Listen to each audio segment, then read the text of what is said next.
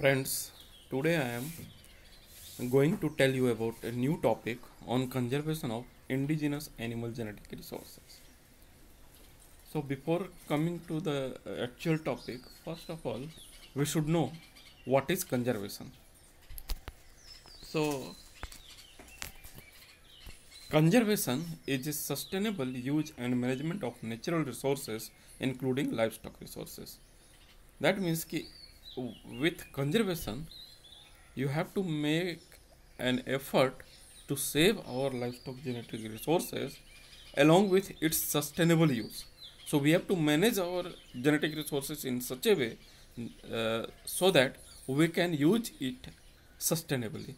Whereas preservation, which is closely related with the conservation, is it is an attempt to maintain the livestock genetic resources in their present condition. So preservation refers to the maintenance of livestock genetic resources in its present form. That means that there is no way preservation is related with the sustainable use. By when anybody is telling that he want to preserve, that means that he want to save it in the present format. So conservation is the continued maintenance of genetic variability. So if we are talking about the conservation of animal genetic resources or for that sake any kind of genetic resources, it simply means that it is a maintenance of genetic variability, because we know that if you have to improve any genetic resource, particularly animal genetic resource, you have to select, and for selection you need variability. So when you are maintaining variability, that means that you are maintaining the potential of improvement of that particular animal genetic resource. Then we know that India has rich and diverse animal genetic resources with some of the best breeds of dairy buffalo, drought and dual purpose cattle and buffalo. So we are having best dairy buffalo and also the drought and dual purpose cattle and buffalo. So we need to conserve this best germplasm for the use in future. So to improve productivity, crossbreeding is time tested method, but it leads to decrease in the population of unique indigenous germplasm. So since independence, at the time of independence, government has decided at that time that animal improvement should be made by crossbreeding, and that crossbreeding should be done with the exotic germplasm, because at that time there was urgent need of increase in milk production. So it was decided that crossbreeding will be the most suitable method. But during last 50-60 years, with experience we come to know that crossbreeding will lead to the depletion of unique indigenous germplasm. So now we have to focus on our indigenous germplasm, because there are many inherent problems in the crossbreeding experiment that we will see in the coming slides. So conservation is needed by adopting pure breeding, high level of selection for attaining optimum genetic improvement in their performance, so make them economically viable. So conservation is needed and it can be done by three ways. First, we have to adopt pure breeding.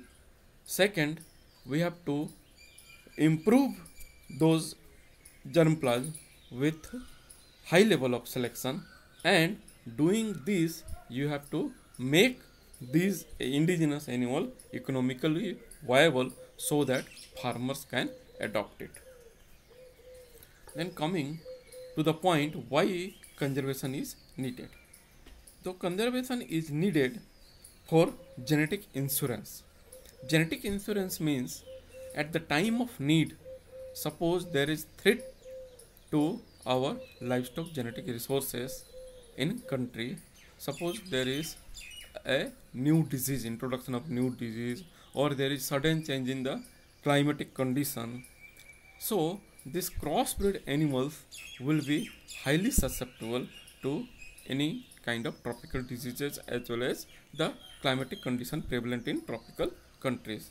So in that case, indigenous animals will surely be helpful, because these indigenous animals have been developed in this climatic condition, and they might have many genetic combination or genes that will be useful at the time of such tragedies. Then second is scientific study. For any scientific study, for comparison purpose between the crossbreed and indigenous animal, or for any other experimental procedure, we need our indigenous animal. For that also we need to conserve the indigenous animal. Then economic potential. We need to explore the economic potential of our indigenous animal. Initially, when crossbreeds were introduced to India, or suppose any farmer is getting information about crossbreed, he or she will be easily allured to the performance of crossbreed animals. But when he will look carefully, then he will realize that crossbreed animals, they need more feed and fodder, they are susceptible to disease, they are susceptible to the inclement weather of our country, and overall, if he will economize wisely, or he will do economic calculation, he will realize that indigenous animals are also coming at par with the crossbreed animals, or in many cases indigenous animals are more beneficial. So such economic potential the farmer will only realize if we are having indigenous animals. Then environmental consideration, this we have already discussed, that our indigenous animals are more adapted to our climatic conditions, and they will perform even there is inclement weather, or there is high rise of temperature and high rise of temperature humidity index. Under such condition, crossbreed animals performance will be suddenly or sharply reduced, whereas indigenous animal will show little variation. Then cultural and ethical requirement. Many of the indigenous animals are used in cultural procession, or many traditional fair or traditional festivals. Example, you might have heard about the festival Jallikattu, particularly in Tamil Nadu and certain parts of Karnataka, where indigenous animal Kangayam breed of cattle and Puliculam breed of cattle are being used in this festival, and through this festival, farmers and livestock keepers were successful to conserve these animals. So, for cultural requirement also, we need to conserve our indigenous animals. Then energy source. Indigenous animals are mostly cattle are most of the Indian cattle breeds are drought purpose or dual purpose. So they can be used in the work for uh, plowing, or for drawing bullock cart or any kind of cart, and also they produce good quantity of dung that can be act as a energy source. So when they may act as a sustainable energy source. So these are the points where we need to conserve our animal genetic resources. Then what are the basic constraints? What are the hurdles that will uh, obstruct us in conserving our indigenous animal genetic resources? The first is no organized breeding activity. We know that when even if we, right now we are having almost 42 or 44 breed of cattle, around 14 breeds of buffalo. So for all these breeds, we don't have separate semen station, or say, the supply of semen for each breed is very limited. Either it is not there, or if it is there, it is very limited and it is not accessible to the farmers. So there is no an organized breeding activity for all the indigenous animals. Suppose a farmer is going for inseminating his local indigenous animal to a insemination center. There he will be offered with the semen of either other exotic animal or other indigenous animals. So there will not be a specific semen for that particular breed. So in such condition, there will be breed dilution and we are losing our precious animal genetic resources. Then the another one is very few or no breed society. So by experience or by observation, it has been observed that breed society are of certain help in conserving the livestock genetic resources, because breed societies are formed with the help of certain community which is closely associated with a particular breed. So if we are forming a breed society, the members of that community will be aware about the conservation of that particular breed. They will be aware about the benefit of that particular breed, and they will fight tooth and nail to conserve their breed. So this breed society is very important in conservation of indigenous animal genetic resources. And in India, either there is no breed society or there are very few breed society. In Gujarat, for Gir and Kankrej as well as for Banni, there are breed society which look after the conservation of these breeds. So another one is poor implementation of breeding policy. In breeding policy, we have learned that indigenous animal should not be crossed with the exotic animals. And when the problem that I have already discussed in the previous point, that whenever we are going for inseminating our animal to a semen station or at semen insemination center, they will not offer the semen of that particular breed, but the semen of either exotic animal or some other indigenous animals. So even if there is breeding policy for not crossing our indigenous animal, it has been either poorly implemented or there is many hurdle in implementation of this breeding policy. Another one is no regular breed wise or home tract wise livestock census. We know that in India, livestock census is being conducted in every 5 years.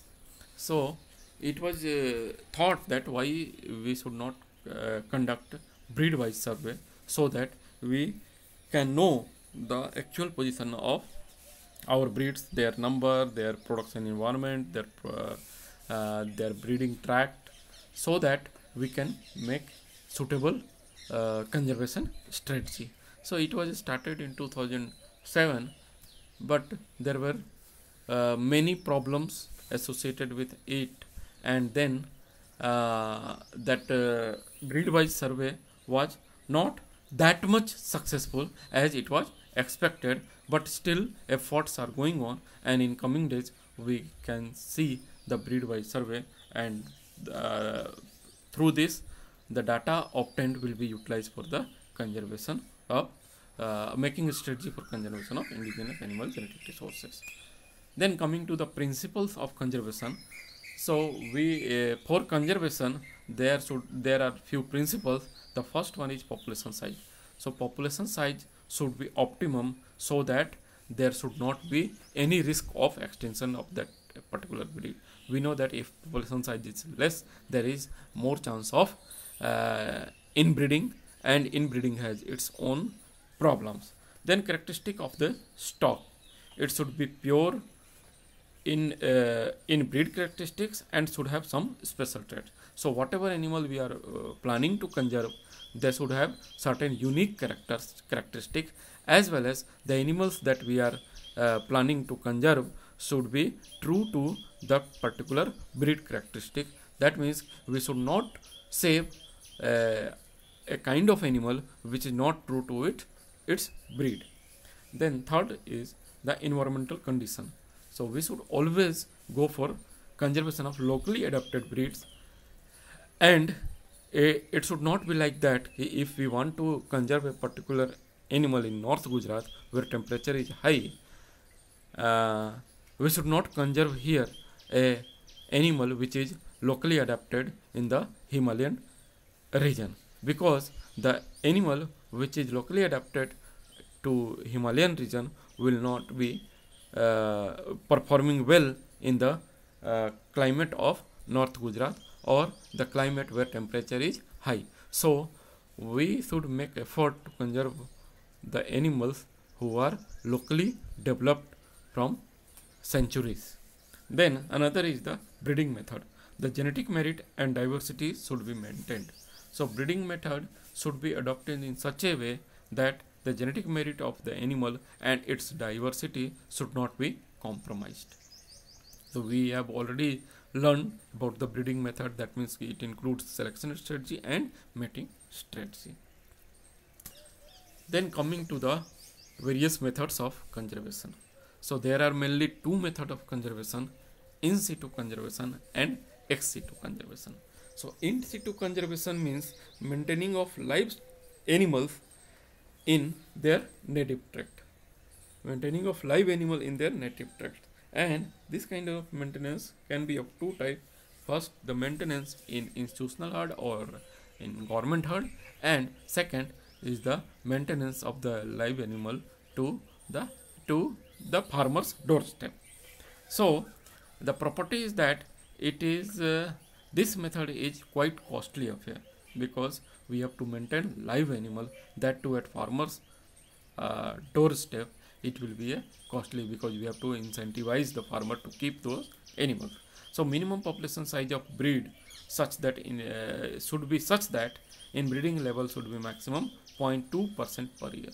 So we have to maintain minimum that quantity of animal so that we can maintain maximum 0.2% of the inbreeding per year.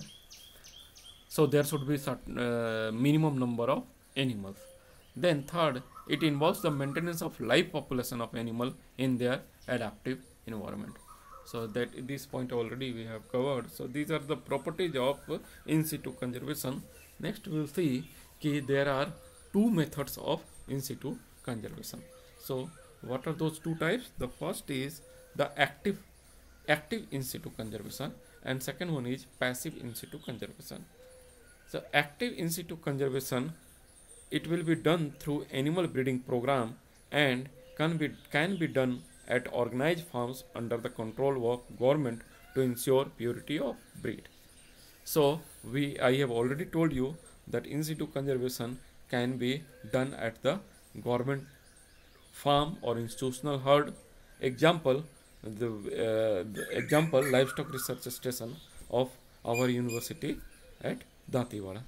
So this comes under the active in situ conservation, where conservator actively rear the animals at institutional herd or make arrangement for rearing of animals at institutional herd. Second is the passive in situ conservation, where maintenance of live animals can be done at the farmer's doorstep by incentivizing the farmers by offering him money or feed or fodder and whatever other benefit to the farmers.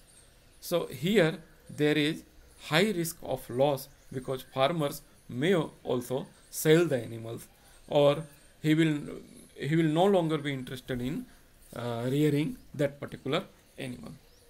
So these are the two types of in situ conservation: active in situ conservation and passive in situ conservation. So what are the models of in situ conservation? Actually these points already we have covered. So model may be the establishment of farm. Second one, involvement of development agencies or participation of farmers. Third, the breeding plan for conservation of threatened breeds. Then fourth is open nucleus breeding scheme. This point we have not seen, but in coming uh, lectures we will see what is open nucleus breeding scheme. And open nucleus breeding scheme, when associated with multiple ovulation embryo transfer technology, then it is known as MOET ONPS, that we will see in our coming lectures. Then come to the in situ conservation, the second method of conservation. First method was sorry, this is the advantage and disadvantages of the in situ conservation.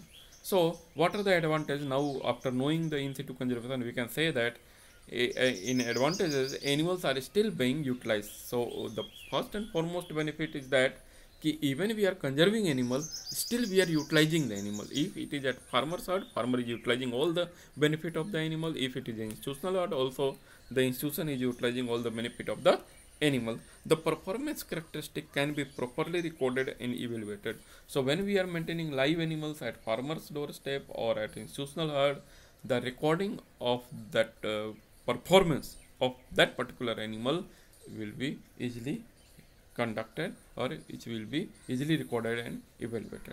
Breeds have the opportunity to evolve.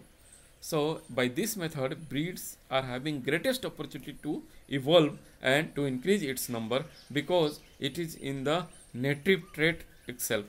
It is not that we are taking those animals outside their natural environment. So there is every possibility that the number of animals will be increased. So what may be the disadvantage? The disadvantage may be that animals are at risk from disease and other natural disaster. So whenever the animals, we are conserving a particular animals, or we are going for conservation, that means there are certain threat to that particular animal. Either there is a threat of disease or there is threat of natural disaster. So that threat, if we are maintaining those animals in that particular native tract, then that threat is still there. So if second point is, if there is a small population, there is a risk of genetic drift, as well as increasing inbreeding and hence homozygosity, which is associated with reduced fitness.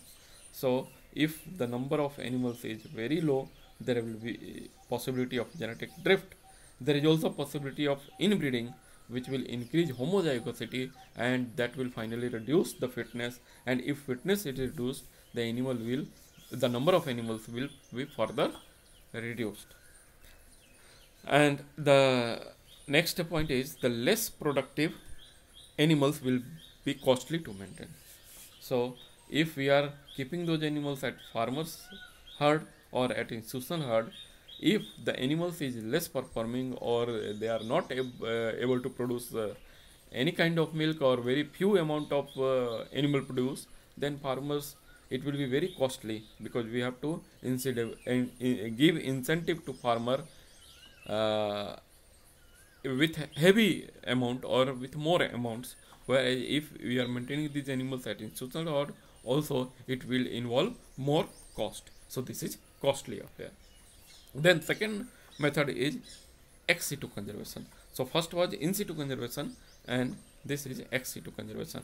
So by term itself, we can say that it is the maintenance of a small population away from main breeding tract of the particular breed.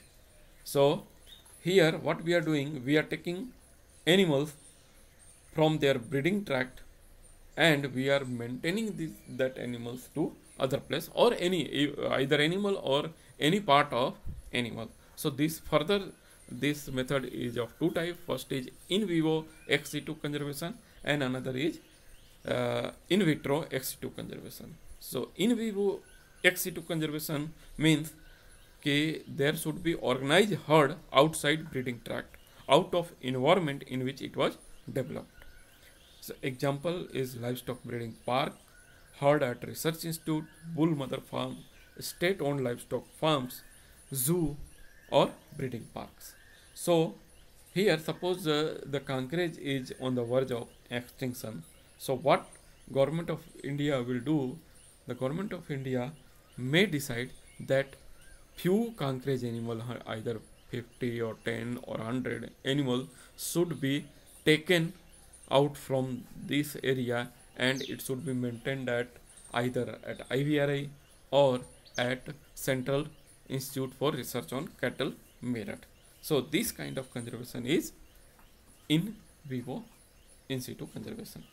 In case of wild animals also, it is very common practice that suppose a particular wild animal or a tiger or lion is under threat in its natural environment, what conservator will do, he will rescue those animals, he will lift those animals to a certain other environment, either in national park or zoo or at any safer place. So this is the in vivo conservation.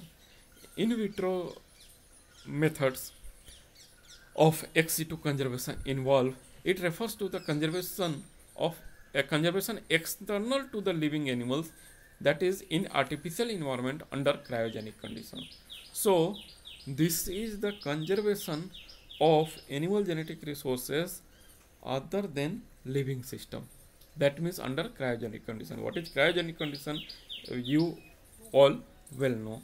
So it includes the cryopreservation of sperms and oocytes, cryopreservation of embryo, storage of DNA, establishment of embryonic stem cell line, conservation of somatic cell line. So these kind of genetic material you can take from animal and you can cryopreserve it. So this will come under the in vitro ex situ conservation. So while summing, we can say that conservation of indigenous animal genetic resources is very essential, because we cannot know or we may not know what we need in the future. So for that there are many hurdles that we should remove it or we should overcome it. There are many methods of conservation, mainly two methods. The first one is in situ conservation, another is ex situ conservation. In situ conservation also it is of two types. The first one was active and passive. The ex situ conservation was also two types, in vivo and in vitro, and already we have seen what are the conditions when we are applying a particular type of conservation method. So with this, I think conservation will be clear to you. If any points are remaining, we'll discuss in the online class. Thank you.